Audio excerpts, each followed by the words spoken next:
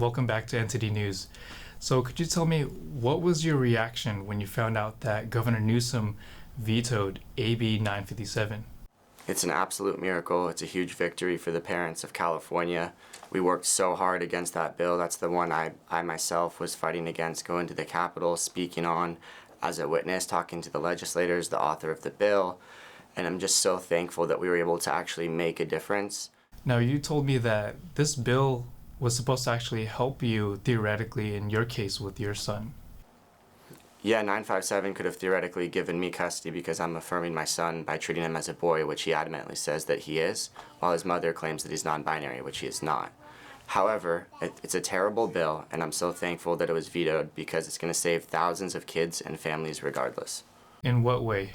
Well, it's of course about everybody in California. It's not just about me and my son, but in what way is that this bill would have created in family courts families being torn apart because parents would have used it to claim their kids as transgender to win in custody battles, and it would have been devastating. I mean, I think that this transgender stuff with children is the worst evil we're doing right now as a society, and it needs to stop. We need to tell kids the truth.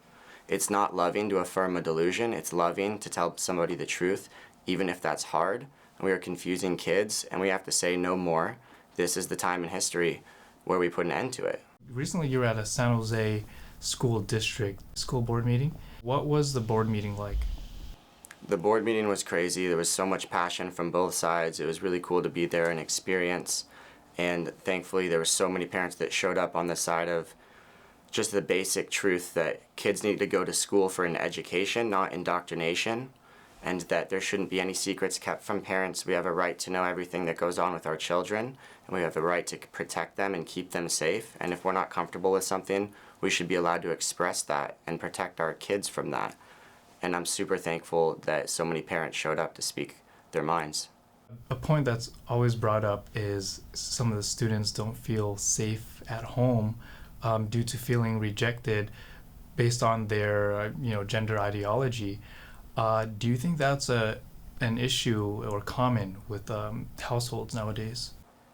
I think unfortunately it's becoming more and more common because society is pushing this nonsense into kids' brains. I think gender ideology doesn't belong anywhere near children. They can't comprehend things like that. They don't understand something so complex and abstract. Do not believe that there's parents that are actively harming their children because they're saying something about gender ideology. All that's happening is parents are speaking the truth to their kids and trying to help guide them to have the best possible life and outcome possible. And it's getting conflated as kids feeling unsafe. The reality is all kids growing up, me included, you have arguments with your parents and things you don't agree on, but your parents are doing their best most of the time to help guide you and love you, and that's all it is. Harrison Tinsley, thank you so much for your time. It's always a pleasure having you back on our show. Thank you so much for having me.